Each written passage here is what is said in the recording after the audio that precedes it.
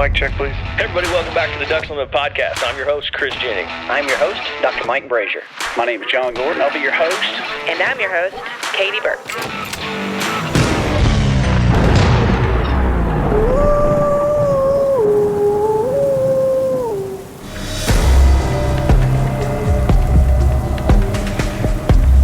Welcome to the Ducks Unlimited podcast.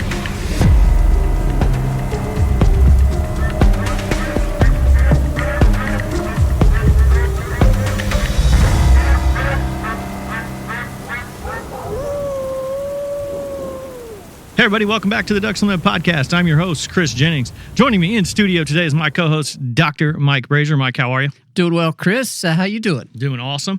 Also joining us for this Halloween special, once again, the guys from Expanded Perspectives, Kyle, Philson, and Cam Hale. Kyle, Cam, welcome back to the Ducks Unlimited podcast. Thank you very much. We're super psyched about being here, man. We had a good time last time. Looking forward to today's show. Always fun talking to you guys. Yeah, this is going to be fantastic. So where this whole show came from is our social media editor, Mallory Murphy, wrote a piece on basically it's like spooky hunting destinations. Now, we're not necessarily referencing the hunting at these destinations. We're just pointing out these really odd and bizarre stories and tales and folklore from all of these cool waterfowl hunting destinations, some that waterfowl hunters probably hunt at on a regular basis.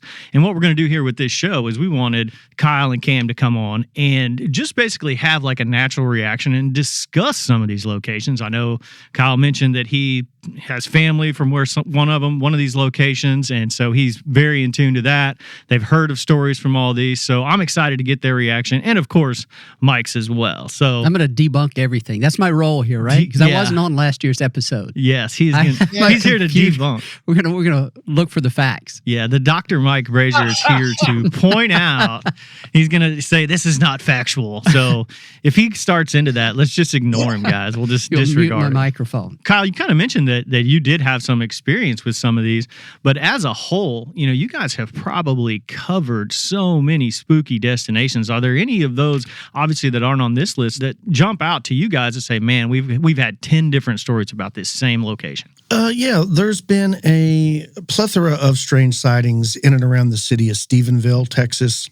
There was a famous case years ago where over like a period of a couple of days, there was a lot of UFO sightings and activity. And, fighter jets were scrambled from nearby Carswell Air Force Base. It's a naval air station now. And there was a lot of people from not just residents in the local area, but farmers, ranchers, police officers, highway patrolmen. A lot of people saw it over the course of a few days. But other than that, there's a lot of strange sightings that go in and around that area of things like Sasquatch and unusual activity, cattle mutilations, not quite crop circles, but strange marks left on the ground. And you hear this all the time. A lot of people I know that are friends of mine, they have deer leases and places like that they hunt in and around the city of Stephenville. And there's just a lot of strange happenings. And I don't know what it is about that area, but there's certain areas in North America, for whatever reason, it seems like they're like hot spots. There's a lot of activity. And it's not only one solitary type of phenomenon. There's lots of strange stuff that happens, whether it's ghosts, whether it's strange lights, orbs in the sky, or actual footprints, animals going missing or found dead with puncture marks, just strange things. But there's like these different hot spots all across the U.S.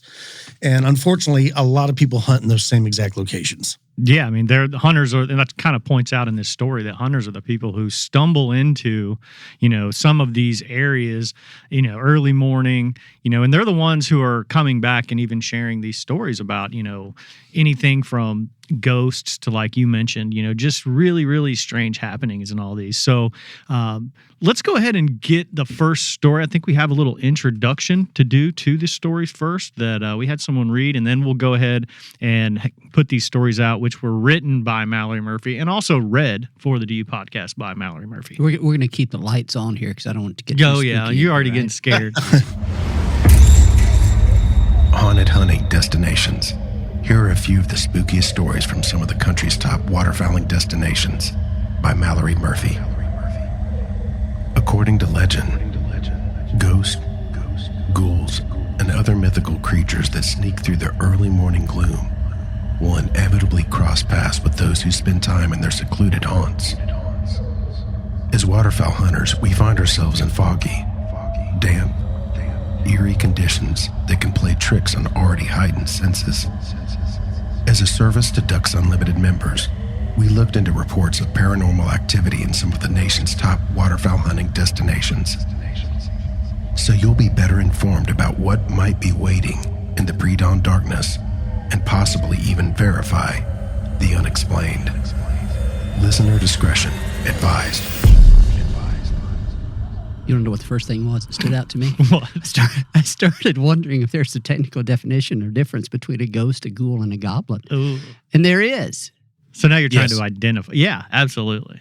I'm sure, yeah. Kyle? I was going to say that's Cam and Kyle can probably identify that. Perspectives on that? Yeah, well, I mean, you're talking about one's physical and one's not necessarily physical. One could possibly be the remains or the leftovers of a human being. One also could be a fey character, a fey creature. Yeah. So it's more of It's awesome. Yeah, of a back and forth. All right. Neither one of them do you really want to bump into. But I guess if you had to, take a ghost. Right? Yeah. I mean, they really You would choose the ghost over the ghoul or the goblin. every time. Every time. Every time I'll take the ghost. And you never see ghosts in the daytime. It's always at night, which is Because they know I what find scares you. odd, right? Why come you never see them during the daytime? They're sleeping. And how come ghosts only come back as humans, or you have phantom trains or things like that, but you don't have like ghosts of cats We or do every horses now and again, but not very or- often, yeah. or just livestock, a cow. You never hear that. Yeah, because no one's scared of a cow.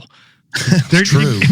There's no. Wait, you've never been scared of a cow? I You've not mean, been I in the have, right pasture but at yeah. the right time to be scared true. of a cow. Yeah, We've not worked calving season. that's right. I guess I would probably choose a goblin because I Whoa. feel like I have a chance to kill it. Yeah, so here's the living definition creature. if you want to trust the internet. A goblin is a type of monster. They're not human. Usually they're green and small, pretty weak too, but in a swarm, they're dangerous. So if you're just encountering one of these things, a goblin is the way to go. I mean, if I'm out duck hunting, I'm taking a goblin for sure because I've got guns and all kinds of stuff. You definitely don't want to encounter a ghoul there. No, that Undead would be and bad. bloodthirsty. Yeah, I don't want to go. Yeah. You can't really knock a ghost down with a shotgun. That's true, and that's what I was going to say. But the hardest part about a goblin, I would imagine, if you're out duck hunting and you run into one, is then how do you put its little legs on your duck strap to hang it in the blind after you shoot You think it? they're banded?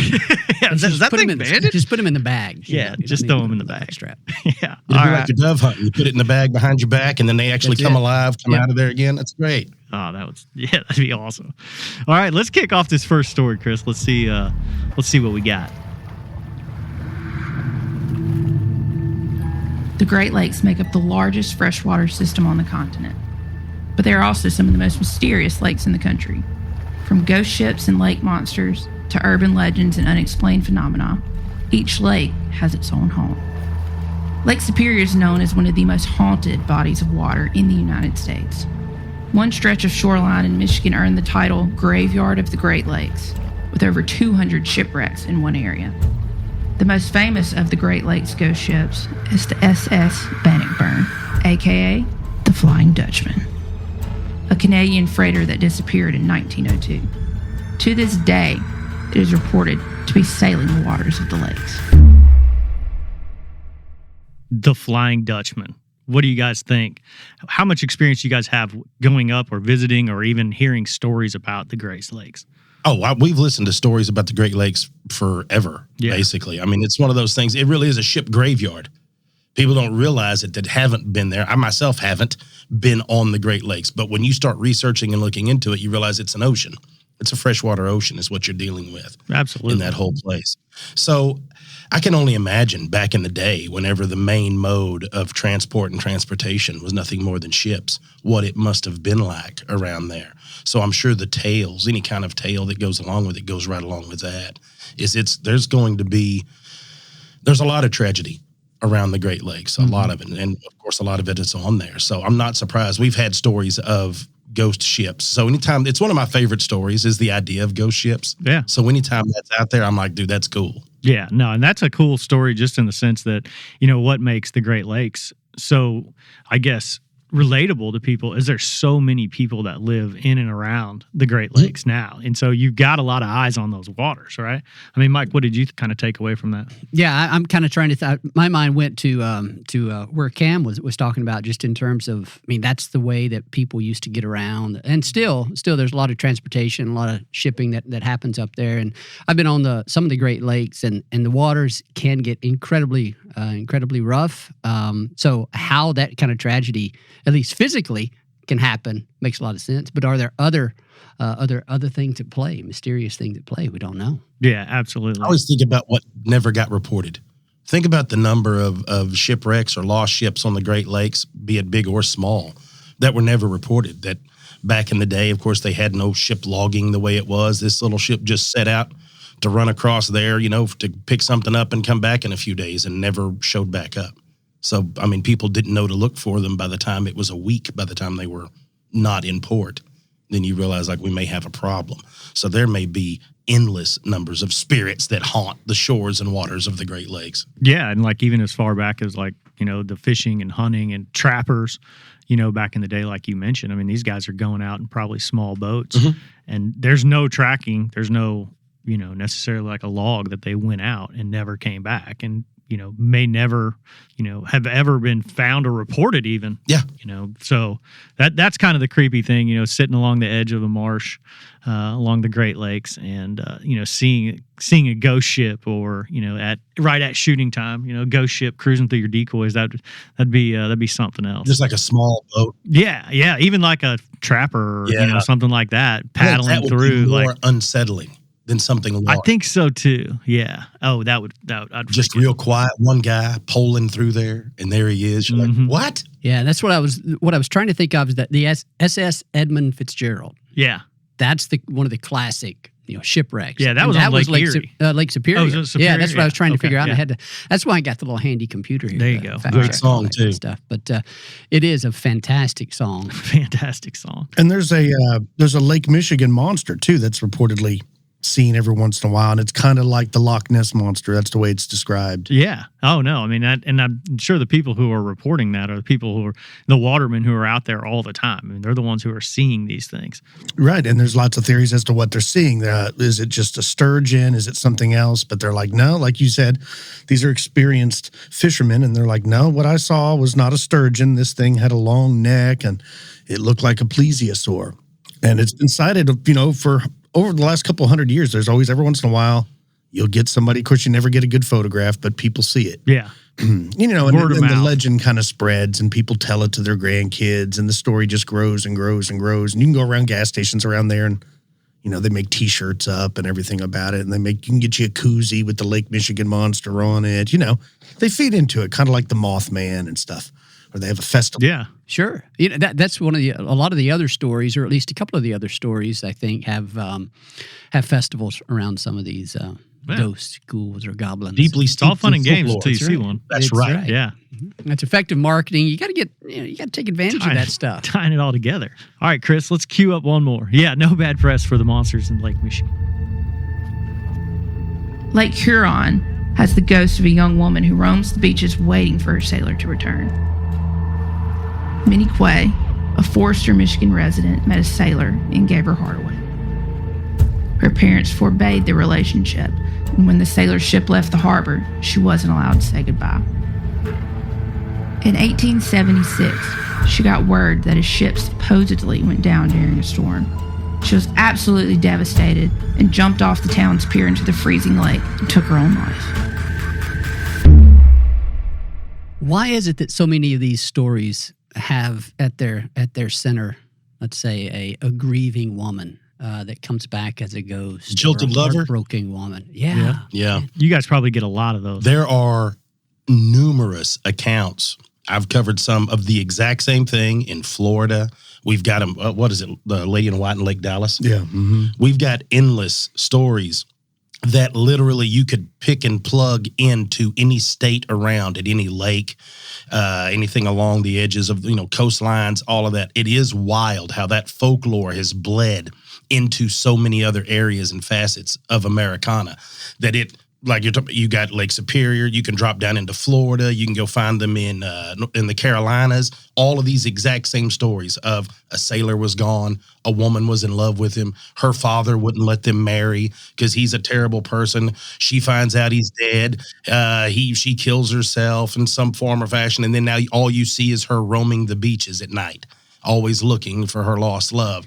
That story can be retold in any coastal town around the U.S. It almost seems like it. And to be honest, you have to look at it, two sides of either coin of it. You have to look at it this way. Yeah, there's a lot of stories like that. But if each one of you were to start telling stories of people you know that were injured in car accidents, how long could you go? So there's a lot of ships. There's a lot of that. I'm not saying it did happen or didn't, but the fact that that story gets told a lot in the folklore makes sense because for the time, I'm sure there were a lot of young women heartbroken over sailors back in the day. I mean, it happens now. I'm sure it happened back then. Probably more. Yeah. So. And what is that saying? Hell hath no fury. Oh, like yeah. A woman scorned. Yeah. You know, it's maybe there's an element of truth to it. That's right. Facts. Yeah. So there is. It is wild though how many of those stories are cookie cutters from other areas, but it's still all that unsettling, and it doesn't take away, right? I'm not minimizing anything of each story. It is just like it. I don't know if it's more or less believable when you start looking at it like that, to where like all of these stories happen. Then you get people that have these sightings that report seeing these specters on the beach or wherever it's at. And you're kind of like, all right, well, I mean, 200 miles north of here, they have the exact same thing. Down in Texas, they have. I mean, it's strange that it's that way around there, but it makes sense. What's going to be interesting is if we fast forward about 20 years, and Chris, you know how the women in waterfowl hunting is growing. The women segment of the waterfowl hunting community is one of the fastest growing. So what happens in 20, 30 years? Are the women hunters going to be as likely to see these female apparitions, female ghosts and ghouls as male hunters? Yes. That's going to be interesting to reflect on. You think so? Yeah, lots of times women are a little more attuned to the strangeness, to the weird things that go on. We've met people that are definitely tuned differently than everyone else. And you're a doctor. I mean, you understand. Look, I'm colorblind. We all have the exact same pair of eyes. My eyes don't see the same color as yours. So you already have a leg up in perceiving the world that we live in over me because of that. So if there's a possibility there, then there's a possibility of other vibrational changes, maybe. I don't know how it works, that other people seem to be tuned into these things. And women and children seem to be tuned in sometimes more than most men. It's another reason to invite a woman hunting with you. They can relate to those ghosts or apparitions and maybe better protect you in the blind. Or flip side, she feeds you to them. Flip side, right, she's going to feed you to this monster. So, heads up, gentlemen, if you decide to take your partner with you, make sure the partner is happy before you head into the woods. Yeah, and when the ghost or ghoul or specter shows up, there's a possibility that she's in on it. Oh, yeah, so don't sure. forget. And then she'll see you later after she's killed you. You'll be able to complain then. So you're all right, though. Women are more perceptive, I think. That's why you see more palm readers that are women. You see more tarot card readers that are women, mediums, things like that. I just think that they're more perceptive than men. Maybe men are just too dumb to realize. Yeah, we're just bumbling around, not paying attention to what we're doing. We're there to hunt. We're there to fix it. We want to fix it, whatever it is. I'm there to hunt. We're there to compare who's got the coolest camo, who's got the nicest shotgun, who's got the best trained dog. Check these boots out. Yeah, that's what it's about. You like this camo pattern? It's a fashion show. Yes, and I love it.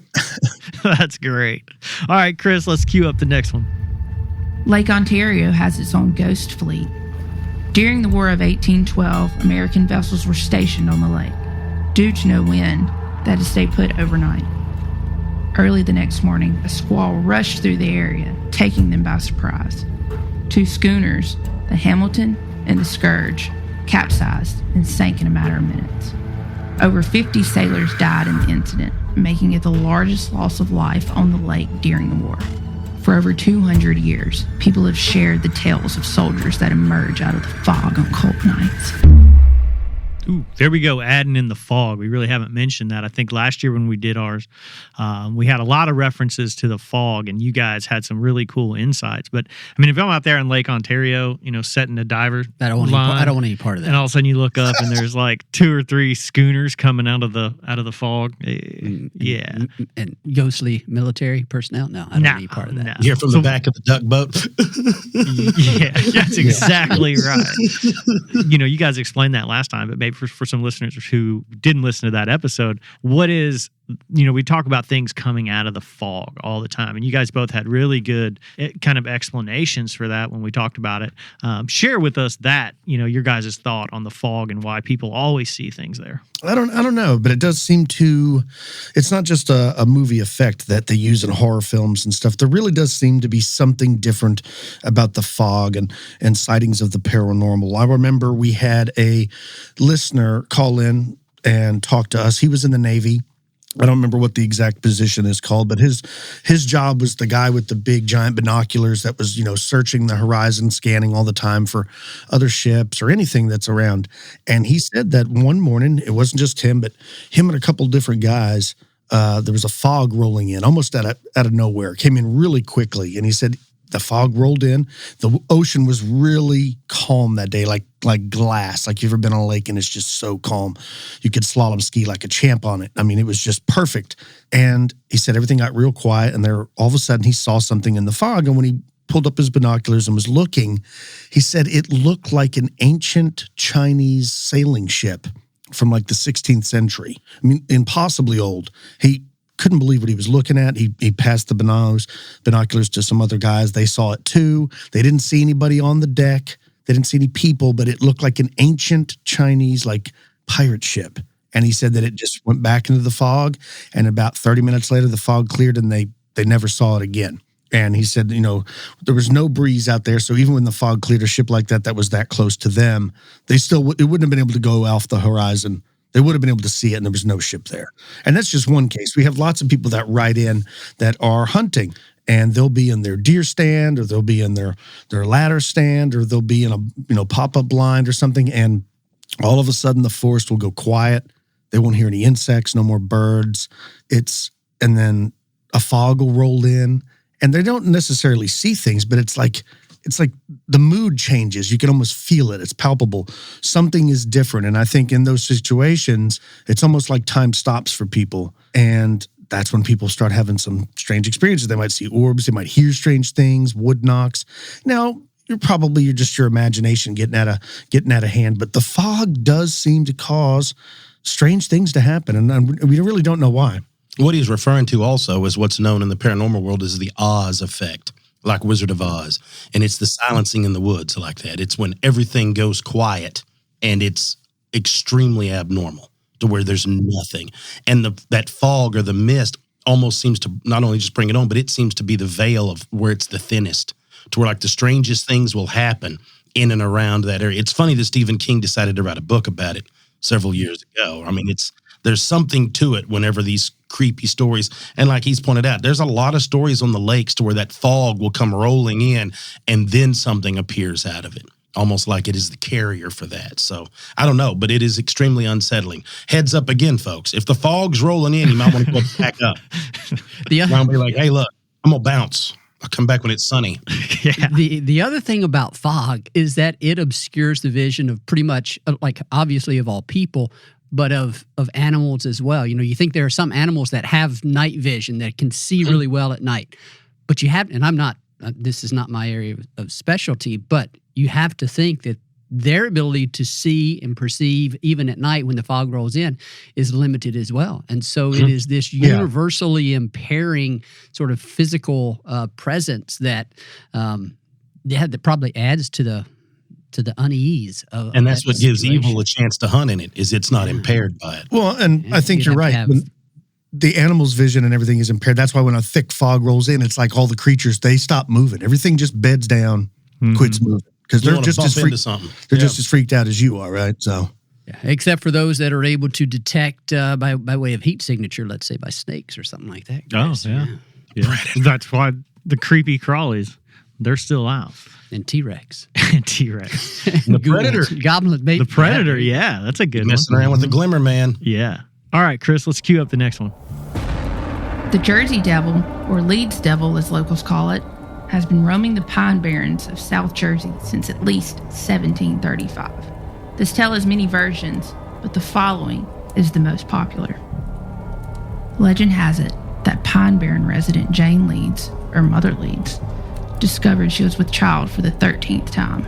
She cursed the child in frustration and suggested that this one may be the devil.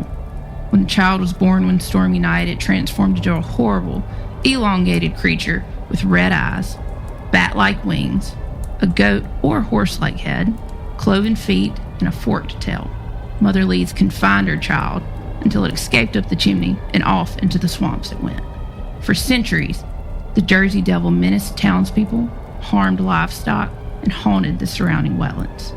People still report seeing strange things and hearing an unexplained, blood-curdling, screech-like sound coming from the Pinelands. Kyle, I'm going to let you start out with this one with you being, family from New Jersey and having that experience. I know you've heard this story, and I'm sure you probably have a personal experience about it. Kyle's mom cussed him just like Miss Leeds, too. He's been cursed. Does he have a forked tail? Yeah, I do. I'll never tell. Yeah, this was a story. This was probably one of my earliest memories as a kid. My whole family's from New Jersey, and I'd spent a lot of time up there. And yeah, the Jersey Devil was something they used to warn me and my brother and cousins and stuff about when we were little kids if we wanted to go play in the woods, as we did, that, you got to be careful. The Jersey Devil's out there. And they would describe it much like Mallory did, as like, it was this bat-winged thing with a goat's head or horse's head, and it sucked the blood out of you and did all types of things, cloven hooved feet. And and southern New Jersey, there's a vast area. That's what most people don't think. When they think of New Jersey, they think of like the Sopranos and stuff around New York City. But the southern part, there's a lot of white wilderness out there. And in South Jersey, they're the Pine Barrens. It's nothing but miles and miles of dense forest with just fire roads cut through it. And there's a lot of marshes and stuff down there. I think they export like the most amount of cranberries comes out of southern New Jersey. But in and around those areas is where this legend started. And I have an uncle. Now, I don't know if he was just messing with me as a kid, but he swears that he was out hunting one time and he had an experience with the Jersey Devil. And since that happened, he really did stop hunting in that area. So I don't know if it was just convenience or he just got bored and then decided to do something else. But there for a long time, like he never went out there anymore. And he swears he saw something. And he was a guy that I never remember telling tall tales. He was a Vietnam War veteran. I mean, he was just a really honest stand-up guy. Still is. And but yeah, he was spooked by something. And he never would really divulge. As I got older, I was kind of interested in it. He never really wanted to talk about it too much, but I definitely think he saw something. And we say this on our show all the time, is whether someone really experienced something or they think they did, the effect on them is exactly the same. So whether they saw a ghost or they just think they saw a ghost, they walk away from it having the same impact on their life. And I can definitely say that he is not alone with people that are affected by seeing something strange in southern New Jersey. There's lots of websites you can go on the internet, and you can find, even to this day, people, they take weird, strange photographs of footprints in the area. They claim that they hear things at night. It's a legend that is unique because there's a lot of stories all over North America, but the Jersey Devils seems to be a very unique to that area. In fact, their hockey team is the Jersey Devils. So yeah. It's imprinted on everyone in the area. Yeah, I mean, that's kind of a folklore story that made it mainstream. That's a good example of one. So. And this one, so we were walking down here to the studio earlier this morning, and Chris asked me if I listened to these, and I said, yeah, I listened to them. I even did some research on them. So I looked into this one. Nice. This one was really cool because it is, I don't remember if it was back in the early 1900s or 1800s, I think early 1900s. They actually brought in some scientists to try to investigate this, to see if it was in fact real. Maybe it had to be the 1800s. Anyway, one of those early centuries. And the best they could figure, that they could not document any kind of physical evidence. Not surprising if you're dealing with one of these, kind of ghostly creatures or something, but could not document any physical evidence. It was interesting given some of the stories of what people described, there was some speculation that maybe what they were seeing was a sandhill crane that was exiting and flying, with the large wings, kind of ungainly type of bird. So that's interesting. But I think, even last time we did the show with Kyle and Cam, we had a conversation about, it's hard to believe some of these tales, but if everyone's saying the same thing and these people don't know each other, it's possible. You kind of opens your eyes a little more to be like, man, this is the same story from 100 different people, the same wings and, hooved feet and, tail and, that kind of, you guys probably run into that a lot with all the different stories that you guys do. It's just the consistency of the story that makes you like, well, man, how did that person see that if it's the exact same thing? And it is odd. Yeah, you're correct. And it's strange because there's a lot of times that the people that will report seeing them, maybe it didn't happen to them, it happened to their grandparents, and their grandparents saw something or dealt with it and never told anybody except their children, and then their children relays it to their grandchildren, and it's not until the grandchild approaches the grandparent and is like, would you share it with me, that story even gets shared. We come across a lot of them where people are like, look, this didn't happen to me, but it happened to my grandmother or it happened to my grandfather. And you got to think about, given our age, and we look at like our grandparents now, of course, have passed several years ago. But as you get older and see that, you realize that their age and their, era or their, whatever genre of what that they grew up in, their generation, they didn't share things like that. They weren't as open. None of this stuff was really talked about. That's what, if anything that podcasts have helped along, it's to give people a platform, and it's good or bad. Yeah, you're going to get those that make up stories and all that, but then you're going to get those that had something real happen to them that they want to share as well. So it kind of opens that ground where you find more of the stories, but it is interesting. I was going to say, what's interesting too with the Jersey Devil is it comes in flaps and waves. Like there'll be a period where there's numerous sightings, and then there won't be any for 10 years, and then it'll pop back up. I remember that even in the 1960s, there was a huge flap where for over a period of a couple weeks, lots of people claimed that they heard strange sounds. In fact, the local police department would go around and they would nail up signs all over saying that the Jersey Devil is nothing but a hoax.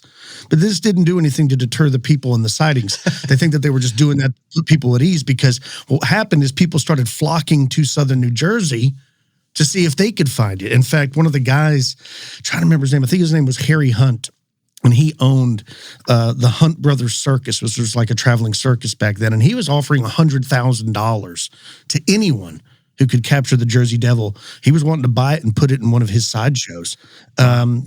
And I read that, and I read about that, and that money it remains unclaimed. So if you're listening to this and you're looking for that, for a quick $10,000 or $100,000, go find the Jersey Devil. They'll give you $10K. Yeah, I'm not sure if you. It probably needs to be more than $10K right now, though. Yeah, probably we need to adjust for inflation for sure. I'm not selling the Jersey Devil for less than 15. I'm not doing it. It's the Jersey Devil. I know what I got. Well, and you got to think about how they've commercialized it, because this is another one for which there are numerous festivals. The Jersey Devil Fable Festival is one I just looked up. So yeah, if you get this demon, this devil, it's worth way more than $10,000 right now. And all jokes aside, if y'all really want to go have some fun, go attend some of those festivals. They are a good time. You get to see all kinds of fun stuff. They'll have books. It's great. It really is a good time.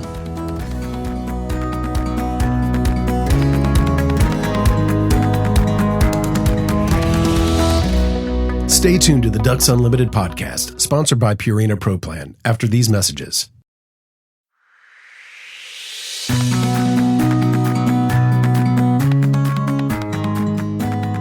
Do you guys do a lot of those festivals? I'm just curious. We haven't, but the ones that we've been to, now, of course, we have friends that's what they are. As authors, they go to every one of them and set up and all that stuff, and we talk to them. But the few of the conferences and things we've been to, it's a blast. Yeah. It's a blast to get to hang out and meet. Of course, it's like anything else, but when you get there, it is a good time to get to learn and listen. And the real key for me is, as y'all are talking with these sightings, when you get to stand across from the person that had this sighting or that's relaying it to you, it's different. When you get to where you can tell, like, this person might be full of it, or this person knows something happened to them. They're not sure what it is, but they know something happened. And I don't know about you, I've seen sandhill cranes before. That doesn't look like a 6 foot tall, hooven But what about at night? What if it's at night That's in true. the fog? You That's add true. all of those elements, and maybe you're colorblind. It's No. So I mean, I guess it's possible. No. I don't know. I've been scared to death by like some crane? blue herons. Yeah. Well, no, blue heron. You're walking along a rice levee this and guy that a thing hug. jumps up. Yeah, that thing jumps up right next to you. You scare it and it squawks and it's like, wingspans are like 6-7 feet almost. And it's like, it's Like when just, the pheasants it's a break? prehistoric Yeah. looking at. Yeah, I've heard sandhill crane's really good to eat. Yes. they are. absolutely. Yes, they are. Makes you kind of wonder how the Jersey Devil would taste if you're able to bag one of those. Oh, I'm always down for a little taste testing. There's no way I'm eating that thing. I'd have to, if Come it's on. I'm selling it. I'm not eating it. This Just a thing's finger. worth a Just eat a fortune. knuckle. Just Yeah. a toe. Just be like, I tried it. Tried it once. I All tried right. the Jersey Devil once. Kept me up late. All right, Chris, let's try one more. Since the 16th century, the Mexican folktale of La Llorona has been a staple in the San Joaquin Valley. This legend has many variations, but the core stays the same: water and a weeping woman. According to one variation of the story, a woman was so distraught by her unfaithful spouse that she drowned her children in a river and was later so filled with guilt that she decided to end her life. After death, she was cursed and forced to roam the waterways until she found her children. Throughout the area, there have been many reports of unearthly screams and apparitions appearing on foggy nights. Other reports state that people have handprints appear on the windows of their vehicles. Some reports take it a step further and say she comes hurling at vehicles on the road trying to steal children. Maybe the most chilling reports of all come from anglers and hunters who have heard a voice whisper, "Help me, I can't find them." Then, a woman-like figure appears on top of the water. Back to the It's all the same ingredients. Yep, back to the same ingredients there of the woman, but I'll be honest, this one's a little bit creepier with anytime you've involved children. I always feel like it seems to be much creepier. What was your guys' reaction to this one? Well, we've heard this story for pretty much your whole life here, because there are a lot of tales along the Rio, all between here and Mexico, of this exact same thing. There are a lot of them, even of course down on the coast, but often there. Like I remember one that we got a story, this has been several years back, from a fella that worked a ranch out there in Southwest Texas and claims to have been that exact thing. I don't remember if they were riding around. He was horseback at the time, but I don't remember why they were out in the evening. I don't remember if it was something had happened and something didn't come back or what it was, but he reported hearing something and riding up on a ridge, looking off into the river and seeing what he said looked like a white mist. Like if you were to just take like TV static almost and put it in a human form, like a ghostly form, and that was moving and making some sound along the way. Like it's not sure what it was, if it was the moaning or what it was, but it was in that area. So, and it was one of those things he kind of considered that the La Llorona. Wasn't sure what it was. Could have been anything, but at least it was something like that. It is a very interesting story, though, because of like that. It takes place all over the United States. Yeah, and they're a little bit different, each one. I can think of one that takes place. There's an area just outside of San Antonio, Texas, and the area is called Hollering Woman Creek. And it's basically the same kind of story, but in this one has it that a pioneer family living near the banks of this creek were attacked by Native Americans, and they killed the woman's husband. And in those days, if you were young in age, a lot of Native Americans would take the children and they would assimilate them into the tribe. Well, the woman didn't want that to happen, so she drowned her children so that they wouldn't be taken. And then it's the same kind of story, is where like now if you go down there, you can hear her weeping, people see her, and it's the tale itself is kind of morphed. So La Llorona takes place in several different places, like Cam said, along Texas, but your stories of it in California, Arizona, and I think the original story originated in Mexico, and I'm not even sure what the origin was from the original story, but it's pretty popular down here, especially amongst the Texas and Mexican natives, In that area where Mallory's specific story is referenced is in the Central Valley of California, and that is a very, very, I would say, high traffic waterfowling area. I mean, there's, Mike, you can probably explain that a little better, but that's an area where there's a lot of people out early in the morning along the river. There's definitely opportunities for sightings there. But I know one thing: if I'm sitting there in the fog and early morning in the duck blind, and I hear somebody whispering like, "Help me, I can't find him," like that's pretty creepy. They're not talking about the duck either. Yeah, they're not talking about ducks. You tell them, sit down. I'm going to help. You're going to help me retrieve some in a minute, and then we'll go look for what you got missing. And around here, I don't know how it is all over, but around here, it's like mothers will use the story of La Llorona to keep their kids in check. Like if you're a naughty kid, La Llorona will come for you. Yeah, and don't go to take the you. water. So it's funny how many of these creepy stories all talk about, keeping kids in line, or the boogeyman or whatever is going to get you. And that's the way they used to scare kids into doing and acting right. But some of the stories of La Llorona, I think it said it originated all the way back to like Aztec times. Like it's been around a long time. It's just taken on different manifestations. I want to know where these guys get these sad women. I think if I was dead, my wife would celebrate. You would hear chuckling. Your wife definitely. Yeah, my wife for sure would be like, yeah, I'm glad that's done. Now we're done with that. Yeah, say if I die in a mysterious fashion, don't look into it. Yeah. I deserved it. That's pretty good. Yeah, this one carries that really, like you mentioned, kind of the test of time, and it also falls in line, just like the Great Lakes story with the weeping woman and the weird female, a paranormal activity. Very, very interesting. And that's something that I bet y'all are going to get a lot of. Being waterfowlers, of course, water in the area that you're going to get a ton of those kind of interactions. Yeah. Of crazy, creepy myths and possible apparitions that's right. in and around that water. Yeah, Chris, I think you were the one that shared with us the story of the man in the mist or whatever. Yeah, the Arkansinian in the mist. Yes.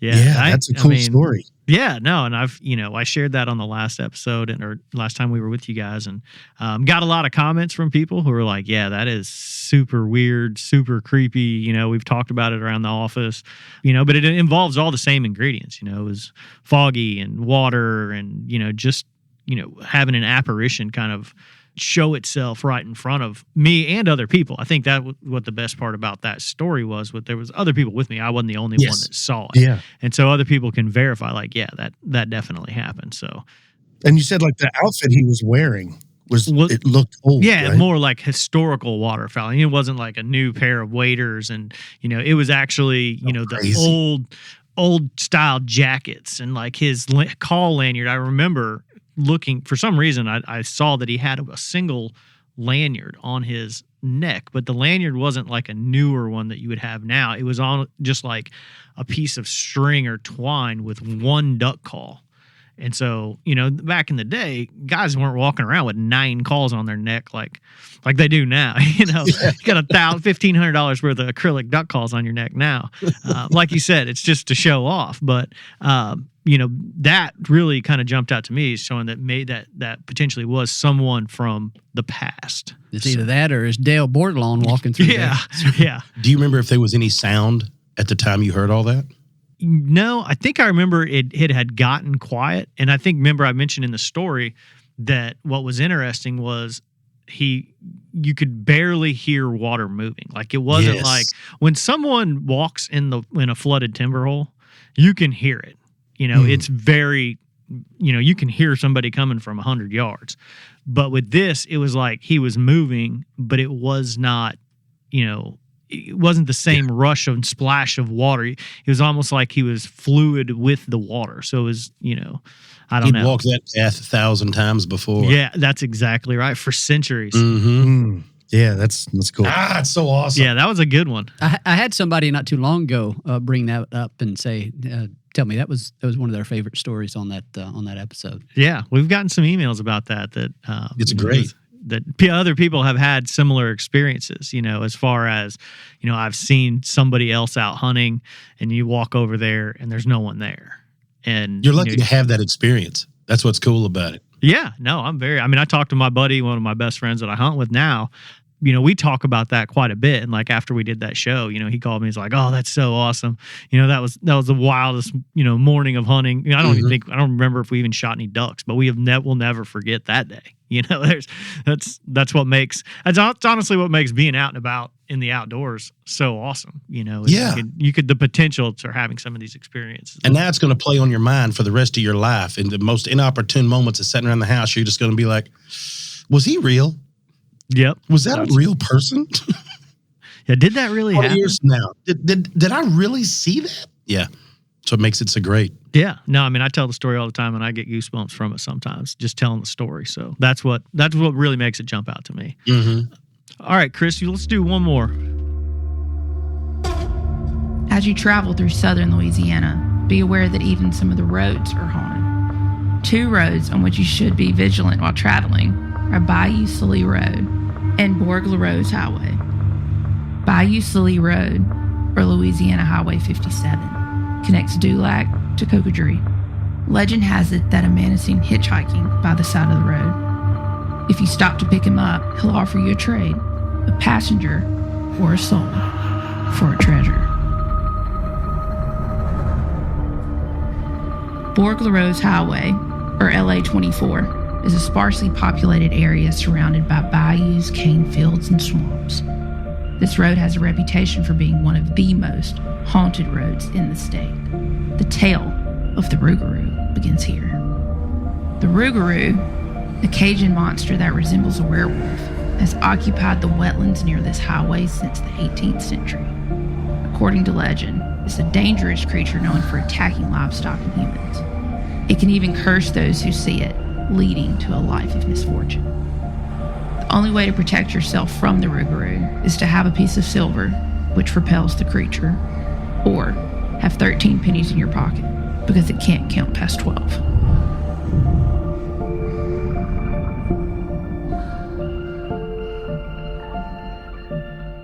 All right, so we've got 2 different stories there, that the hitchhiker, and then you go to the Rougarou. Now, I've always heard about the Rougarou. I've spent quite a bit of time down in South Louisiana. And some of these places, like these roads, they're pretty creepy on their own if you're not from there or experienced. But you guys have a lot of stories from South Louisiana? I'm sure that that's probably kind of a hotbed for some of these stories. Anytime you get out in those swamps, things start getting wild. Mm-hmm. And like you said, you've been down through there. We had about 25 years ago, maybe a little bit longer than that, my wife's aunt and uncle lived in a little place called Cameron Parish, Louisiana, which is deep down there. And then we drove up to Lake Charles. And I remember driving along laughing to myself because there was no shoulders. There was just ditches full of water and alligators, and that was it. And because you would drive along and see their eyes, we're worried about hitting deer. You got to worry about running over alligators down there. And I just remember thinking to myself at the time, is like, how many people could get lost out here and you would never know it? Like literally, I mean, you could wreck your car. You didn't know what, you might be out there for a hot minute before anybody came along out there. So the idea of these hitchhikers might being something spectral or might being something is evil isn't really a shocker is what moves around out there. Yeah. I mean, that can be, I know Mike lived down there for quite some time. So you've probably heard all kinds of different. The story of the Rougarou is legendary. Yeah. To state the obvious, but it is one of the most, I would say, commercialized legends out there, probably rivaling the New Jersey Devil. There's a rum factory or rum distillery that I think their name is something to do with Rougarou. I was actually on one of those roads, or right near one of those roads in that story 2 weeks ago, Bayou Sully Road. Nice. Where it comes out to, it comes out to a little place called Cecil's La Perouse Grocery. And that's kind of the end of... No hitchhikers? I saw a hitchhiker. There we go. It was not on that road, but it was somewhere in South Louisiana. I make it a habit of not picking up hitchhikers. I'm very glad I didn't now after listening to I was going to say, being that we don't hear the rest of the story, we know what kind of person he is. So. That's right. But yeah, the Rougarou is one that you heard so much about. Yeah. The one time you pick a guy up. Yeah, that's right. Yeah. A lot of people will, I mean, every so often we'd get a photo. It would circulate sometimes through our DU staff of this weird looking creature. It would turn out to be the sort of a hairless coyote, but it's always the chupacabra or rougarou. I was going to say for you guys in Texas, like, yeah. Interestingly, I saw something online. Like that's the great thing about the internet. You can find all sorts of weird ideas, and people are having fun with all sorts of stories. They created a bracket, pairing up different ghost or goblin or creepy legends. The rougarou was paired with chupacabra. Who do you think won? I'm going chupacabra. I'm going rougarou. Yeah, I'm going rougarou. Yeah, they're pretty tough. Yeah, rougarou. Really? I think that was inspired. I think it was inspired by like a curse that a voodoo priest put on somebody in New Orleans. I think that's how it started. And then I remember in the intro they were talking about the 13 coins. If you keep 13 coins in your pocket, that's how I confused Kyle. I was told that it doesn't have to be coins. But if you're afraid of the rougarou, you would put 13 small objects by your door. And for whatever reason, the rougarou can't pass 12. If you put 13 objects, it'll perplex it till the sun comes up, and then you'll be protected. That's what we were told as kid. But in addition to the ghost hitchhiker and the rougarou, there's also the Honey Island swamp monster, which is Louisiana's version of Bigfoot. And I receive a lot of stories of hunters in Louisiana who have run-ins with Bigfoot more than I do the rougarou or Dogman or whatever it goes by now. But when you think about where the sightings are taking place, if there is a creature out there, that's a really good place for it to be in, because it is hard to get through, right? Especially on foot. And there's just all types of critters. So I'm not saying that there is one, but if there is, that's a really good spot to hang out. Yeah. And it's also got good food down there. Let's not kid around. Oh, yeah. Yeah. We were in Lafayette, I don't know, when we were living there 7 or 8 years ago, and there was an escaped convict. And that escaped convict tried to evade police by hiding out in the Atchafalaya Basin. That dude didn't last very long. Yeah. he was trying to get out of there. It was He's not the place that you want to be. He's like, I changed my mind. That's right. Here I am over here. Y'all come get me. Yeah. You're like, whoa. Yeah, between the gators and the mosquitoes, I wouldn't even worried about the rougarou out there. Mosquitoes got me. I'm enough with that. I don't need anything else. Mosquitoes get up. I'm like, just get me back away from these things. It is it's also like Louisiana is one of those places that seems to have some sort of unique energy to it. I don't know if it's because like when you go to New Orleans, it feels that way. Yeah. Anytime you're I don't know what it is about all that area, but there is an uneasiness when you get out into them swamps. I'm like, no, we're not supposed to be there. Yeah, and what's interesting about Louisiana, too, and some of these stories and sightings and the folklore of it, is a lot of where these stories are coming from. Also, if you were to compare that to data that DU has that shows basically per hunter per day concentrations of waterfowl hunters, there's some of the most concentrated areas where there's more duck hunters in some of those parishes than almost anywhere in the United States. So you think, early morning timeframes, you've got a lot of people traveling the road. You've got a lot of people out in the marsh. There's a lot of eyes out there to potentially, verify or run into and really even expand on these stories for, years and years and years. So I think that's a cool correlation. Yeah. And let me ask you this. Do you ever lose ducks? Like, let's say while you're out there, you hit one and then now you can't find it. It does happen. Yes. So you take the abnormal amount of hunters in that area, occasionally losing animals. Seems to me it's an opportune place for anything to feed. Anything's going to be able to go in there. They're going to hear the gunfire. Look at Kodiak Island.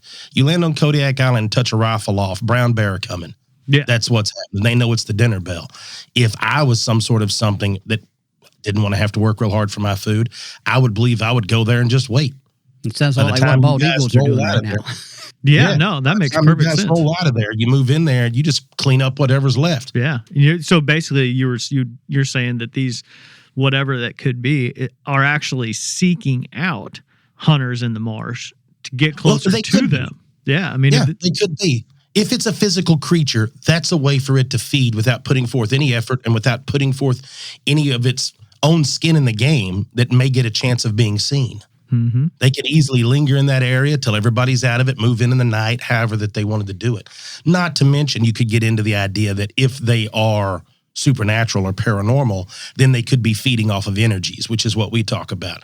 And what better energy could you feed off of than the joy of having a successful hunt or the disappointment? All these things. You start talking about emotions. If this thing is truly, and I know we're getting out there, but if there is a way that you could feed on emotions, then, you would want to be around a large group of people. More people, more emotions, more food. It's the same thing. It sounds a lot like what dolphins do with recreational anglers. They'll follow them, follow the boats. Oh yeah, there you go. Bug the heck out of anglers, as well as bald eagles. Bald eagles have adapted to generally what you just described. In certain areas, the discharge of a shotgun or they see free meal. A falling duck. Yep, it's a free meal. You got to get it before the bald eagle does. And so it's kind of creepy to extend that same type of adaptation to these these monsters. If it's physical, we kind of have to approach it that way, right? Mm-hmm. If it's a physical creature, you got to just have to take, well, if it's truly a thing, what's it doing there? Well, it's got to eat, it's got to drink, it's got to sleep. Well, then this is what it would probably be doing there, because otherwise you don't hear about highly concentrated areas of hunters, and that's where they have all these sightings of Bigfoot. Bigfoot's nowhere in the picture. Mm-hmm. You start getting into highly concentrated areas, they're like, oh, we're all hunting in this area and we've never seen anything. Yeah, there might be a reason, because you see it, there's a chance that it's going to get shot. Yeah. So it knows to stay away from gunfire. Whereas if you're small enough to live off of whatever the hunter's taking down, then you could move in closer to that area, stay a little bit more. I mean, you're talking about let's just use a goblin. We were making jokes, but you talk about a goblin. If you're going off the size of a goblin, it's pretty easy to hide compared to an 8-foot tall, hairy humanoid. Right? I mean, that's just the way it is. So, I mean, it could be. You guys have your own Dogman or Rougarou sightings up there, the land between the lakes. You guys have your own version of the same thing. Yes, there is, and it didn't make the story. This story just mainly because it's, but it's like. I've heard this several different times, and it's almost like it is almost very similar to the chupacabra or a wolf of some kind. And it's like maybe I think you described it in our last episode like a dog man up there that's living in the land between the lakes. And that area is super remote. I mean, you go up there's hundreds of thousands of acres where nobody lives. I think there's a famous story of some people camping up there in the land between the lakes, like in some RVs, and then they're being terrorized by this werewolf-looking creature, and it, left scratch marks all over the outside of their RV and things like that. But it's like so many of the other stories that there's similar stories, but just different locations across the North America. Mm-hmm. But they're very similar. And do you take that as more of a confidence factor and the possibilities, or you know what I mean, or is it like maybe these regions just kind of adapted these stories to fall in line with something like the chupacabra or the Rougarou? And what's your guys' opinion on that? Man, that opens up a whole nother can of worms when you start getting into the fact of, because then we're going to have to start getting into, are these things actually flesh and blood? Are what we see in flesh and blood, are they they've been known through time as tulpas. Mm-hmm. So it's like a thought form or a thought process of, I kind of equate it to along the lines of people and prayer. A lot of people believe in mass prayer. They want to get together. They have huge prayer circles, all of this. Well, if you believe that energy helps and that is a full blast of good energy, then there is a way that there has to be dark or evil energy. There has to be a balance. So if that's a fact, everybody could possibly be putting their energy into, oh my gosh, is this thing real? Could it physically form something? If you can physically feel changes with prayer, then you have to be willing to believe that you could physically feel changes if enough people thought about something that was bad as well as something that was good. So then you start getting into, is this thing real or is this thing an emotional spirit? What is this? And then once you get into that, why is it in that area? Because like Kyle had brought up, you start looking at these old folklore stories. A lot of them has to do with curses. It has to do with like possibly voodoo, black magic. They've wronged a shaman. They've wronged something that brings that on. Now that could be the old way of thinking from past times, several hundred years ago in this area. Could have been the way it is from what we've learned now, or it could truly have been some sort of black magic. I don't know. So you start getting into it. But certain areas, like you're talking about the land between the lakes, certain areas like that fit the story so well that it's almost like, was it there to start with, or was it our belief that put it there? Was it our fear of the unknown? Just like he talked about moms telling their kids these things. Is it the fear of the unknown that caused us to fill in the blanks? Because what's worse? The worst thing you could ever get is when one of your partners texts you, hey, we need to talk. That's it. That's all you get. If your wife said, we need to talk when you get home, and that's the way it was left, your mind's going to fill in so many blanks. Yeah. You're going to be like, what? I haven't done anything. What? It's the same thing in these dark areas. You see something scary, you initially attach something to it. If you have enough people hearing the story of, let's say, the Rougarou, they get the idea, they start you could, in theory, form something there. Maybe you give that evil or that darkness or whatever energy or power to where it is. I mean, think of the old movie. It was literally called Curse of the Werewolf. Yes. And in that film, or that story, the guy did something wrong to the gypsies and they cursed him. In Land of the Lakes, that area between Tennessee and Kentucky, my mind immediately goes to two families that are feuding back in the day. And somebody did somebody wrong and they put a curse on them or a hex, and the story's just grown. And they talk without their mouth moving. How y'all done? That's just the way it works. Y'all see that? You watch that? You done all right? I mean, they talk with, that's the way. Oh, boy. Hey, that's all right. I know it, too. All hate mail to Cam Hale. Come on, dude. It's my expanded perspectives. Brother-in-law in here right now. My brother-in-law talks just like that. I'll bring him in here. Oh, that's great.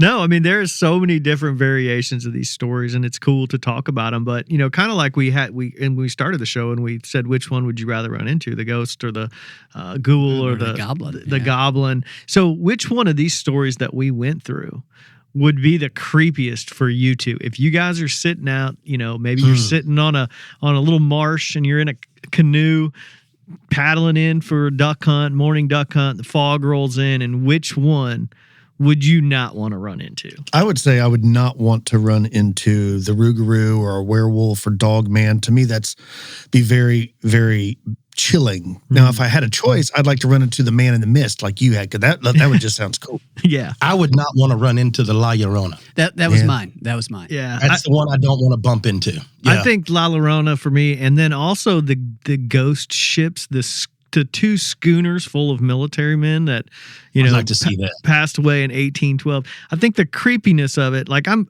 confident in my ability to shoot. So like a Rougarou, something like that, I'll take my chances. You can wound it, yeah, maybe I can just scare like it. You're not 40? Yeah, you're not scaring the La Llorona, or no. So that's probably the ones for me. That's the La Llorona for me. Yes. If I saw the Rougarou, I'd be like the ghost of Mr. Chicken, where I'd be just like shaking so bad I wouldn't be able to even get the shot. You'd have buck fever so bad it'd eat you. What he's talking about. It's an old Don Knotts movie. I would hope that I would have shot a couple of ducks already, and I would have at least tried to kind of throw them out there and say, "Here, now take these." That's you can't do that with La Llorona. It's like, no, she doesn't care. Make an offer to the girls. Just leave me alone. Yeah, that's it. It's the La Llorona thing. We used to make jokes about it, and we still do. Is I would always I would hunt, go out and actively, if somebody invited you, would go out and want to look for Bigfoot, sure. But I would never ghost hunt, because you could never tell when the ghost is in the back of your truck.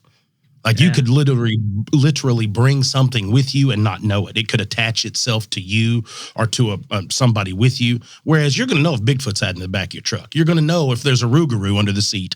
You may not know that you picked up, oh, check out this old bottle I found here. That's pretty cool. Well, maybe there was something attached to it. You don't know. That's with all of this stuff, we don't know. There's so many one-offs, but the La Llorona is definitely. Yeah, I don't mess with spirits. I don't mess with Ouija boards, spirit boards. I don't like to go ghost hunting. I don't need that in my life. So yeah, you don't need to take a chance of bringing something home. That's for sure. No.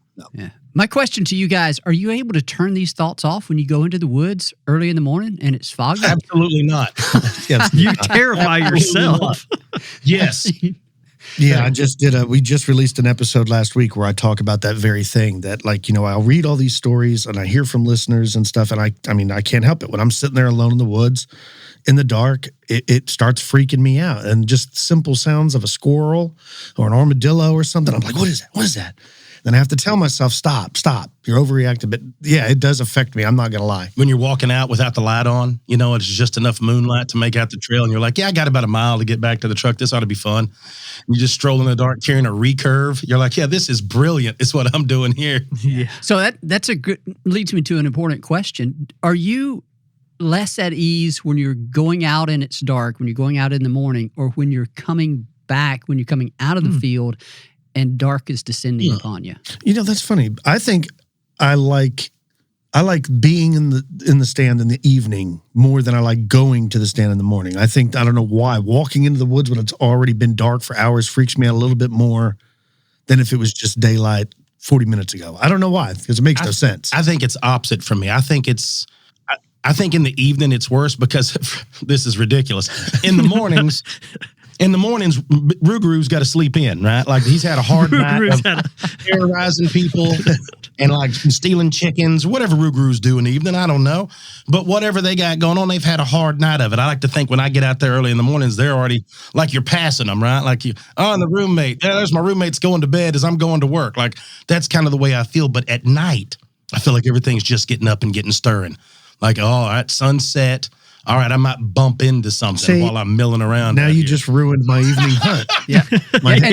And so here's the other thing is at night, you've got 7, 8, 9 more hours of dark. Whenever you're going out there first thing in the morning, you can at least think to yourself, all right, well, I only have to make it through another hour, 2 hours, whatever the case is. You got an hour and a half. Or a half hour, when you hear that strange noise over in the woods. But if you hear that noise whenever you're walking out, and you know that Rougarou or whatever it is, it's just woken up, it's hungry, it's sharp, and it's had its coffee. Yeah. That's looking for a perfect example. We were, me and Kim were mule deer hunting in Arizona 3 years ago, and we had hiked way up in here in the woods, and we were sleeping in our hammocks. We each had our own hammock. And there was one night we went to bed that part. about 10 o'clock, and I kept hearing this sound, and I was like, "Stop it! You're freaking! There's nothing out there." Because there's a legend of a monster out there called the Mogollon Monster, and it's their version of a Sasquatch or Bigfoot.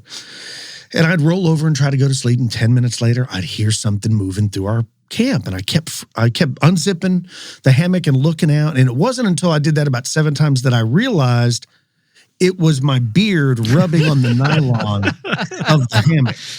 And it was me the whole time that was making the sound. And then you just have to lay there in the moonlight and be like, I'm an idiot. I just find I'm not going to tell anybody but Cam.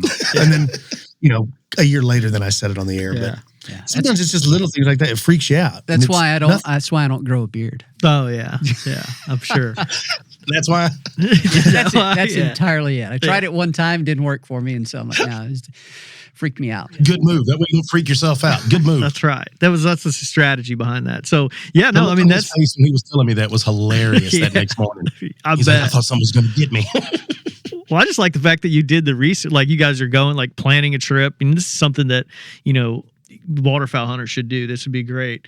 If you're planning a trip, you guys are going out to Arizona, you're going mule deer hunting, someplace you've probably not had a whole lot of experience hunting. Mm-hmm. And the first thing you do, Kyle, is research the mountain monsters that live up there. Like, there was like 13 sightings, not very far from where we're at. And of course, I brought that up, over dinner one night. Yeah, as you're sitting around a campfire. Yeah. Oh yeah, while you're glassing for bucks, you're glassing for the monster too. You're like, come on, somebody show yourself. I urge everyone listening, anytime you have a hunting trip planned, do it. If nothing else, it's just for fun. Look up the folklore and the creepiness of the area that you're going to hunt. And so then do you adjust your cartridge selection or your rifle selection to kind of match both the game? Okay.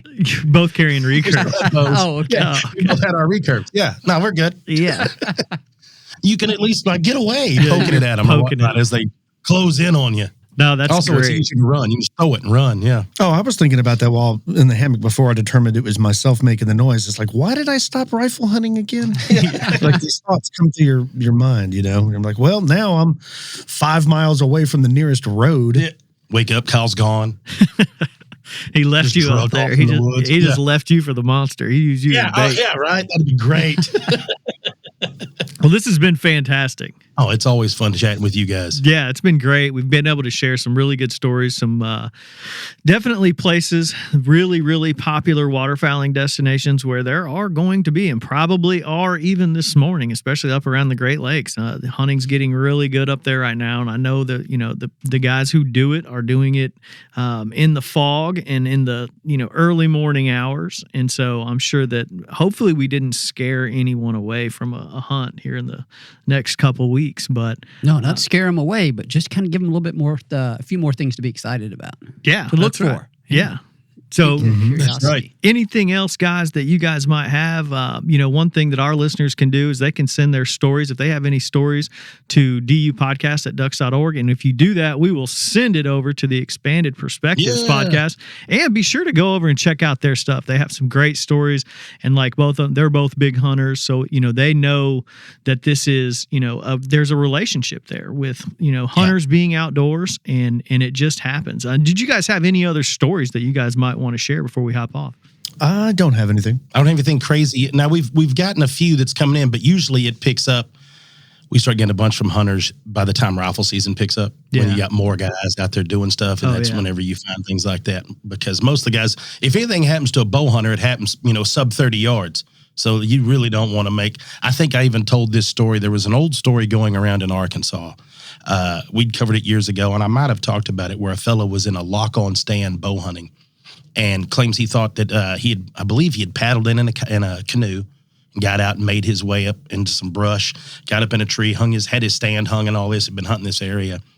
And he says that while he was sitting in the stand, he heard what he thought was cows coming behind him, which he couldn't believe all the way out there. He's like, there's not supposed to be any cattle out here. I don't know what's going on. He said as the sound got closer and all that, then he started seeing this large figure. So all he is sitting in this stand, got his bow out, all of this stuff's not daylight yet. It was in the morning before daylight. Whatever it is comes in, he smells this smell. This thing walks around the tree beside him as he's up in it, sees the broadhead with the moonlight reflecting off of it, the way it's shiny on the broadhead's razor edge. And he said what looked like a first baseman's mitt reached up and grabbed the broadhead, just a giant hand. As it grabs the broadhead, it starts squalling. This thing roars, lets it go, and takes off. Says as it takes off, he witnesses, I believe, at least two others that were with it, of this thing runs off. He said as soon as this thing got out of sight where he knew it was good and gone, he got down and left. That's like, that's it. I don't know what this is, but that's it. Done. No, I was going to say that just sounds like either one of Bigfoot's type run-in or potentially a giant. Yeah. Right? Kyle's a big fan of giants. Yeah, I am. One of the crazy stories I heard has nothing to do with paranormal, but a guy here in Texas was hunting, and he said one morning, as he was looking around right by his deer stand, a full-size Bengal tiger come walking out of the woods. Wow. And he was in a tripod bow hunting. And he said he was watching it with his binoculars for 10 minutes, and he called his friend to come get him because he was too scared to get out of the tripod and walk back to his pickup truck because there was a full-size tiger. And the only thing they can think of is somebody, because there's a lot of people that own pet tigers in Texas for whatever reason. I guess somebody's got loose and it was out there on his place. But I wouldn't hunt out there either. I mean, that's a large cat. Talk about ruining your day. Yeah, that would be awful. Seeing oh my gosh. Well, but you guys have all kinds of strange creatures in Texas now, so that wouldn't be surprising that it's Texas. Oh, yeah. Yeah, there's somebody's bought it and it's probably loose around here somewhere. Yeah. It'll get shot on somebody else's land. You got to introduce those exotic predators, take care of those exotic ungulates that are all over the place. Now you're talking. We've had numerous people write in with sightings of like hyenas. Oh, yeah. In Texas, in the wild, just while they're out hunting. Yeah, wow. Those are no joke either. You don't really want to mess with any of those. I wouldn't want to mess with one. It kind of sounds like a chupacabra or something like that. Yeah, the famous chupacabra. We'll eat it. Somebody will shoot one. We'll eat that hyena. We're going to eat it. Cook some gumbo. Cook it with some rice. With the Jersey Now Devil. you're talking. See, he spent enough time down there in You Louisiana. put anything in gumbo. Cajuns will eat anything, and it don't even have to be dead. It can just be moving slow, and they will catch it and cook it, and it will be amazing. Yeah, there's probably a recipe for rougarou. Because one of them has eaten a rougarou at some point in time. 100%. You have rougarou and boudin. Come on. Rougarou stew. Yes. Little jambalaya with the rougarou. I'll take it. Awesome. Well, man, this has been fantastic. I appreciate you guys joining us today, sharing these cool stories, sometimes a little creepy, sometimes a little out there, non-scientific expanded perspectives. I don't mean to be offensive and suggest that your perspectives aren't scientific, but they're not.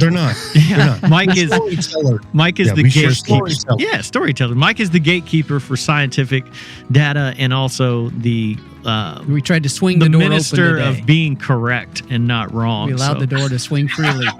Yeah. It's hard to be correct about one-off sightings. Yeah. That's right. That's the problem. Yeah, it's hard That's to be. why we just tell stories. It's difficult to be wrong either, True. Yeah. That's the beauty of it. It's just one of those things. You're just like, yep, there it is. Well, that's what we got. We move on. Well, I appreciate it, guys, and we'll have to do this again. Maybe do it something around. Anytime. If we get some stories, like I said, we'll send them up to you. Okay. Everybody listening, y'all be careful this year. Have a safe hunting season. Let's make sure that's number one. Absolutely. All of us go out, we all come back. That's how this works. Absolutely. Thank you, guys. It was great spending time with you this year. Thank you. Yes, thank you. We'll see y'all. I'd like to thank our guests, Kyle Philson and Cam Hale, the host of Expanded Perspectives, for coming on the show today and just talking about some of the things that are a little creepy, a little maybe not so scientific that waterfowl hunters and hunters in general run into. I'd like to thank our producer, Chris Isaac, for putting the show together and getting it out to you. And I'd like to thank you, the listener, for joining us on the DU podcast and supporting wetlands conservation. Happy Halloween. Thank you for listening to the DU Podcast, sponsored by Purina Pro Plan, the official performance dog food of Ducks Unlimited. Purina Pro Plan, always advancing. Be sure to rate, review, and subscribe to the show, and visit ducks.org/DU Podcast. Opinions expressed by guests do not necessarily reflect those of Ducks Unlimited. Until next time, stay tuned to the Ducks.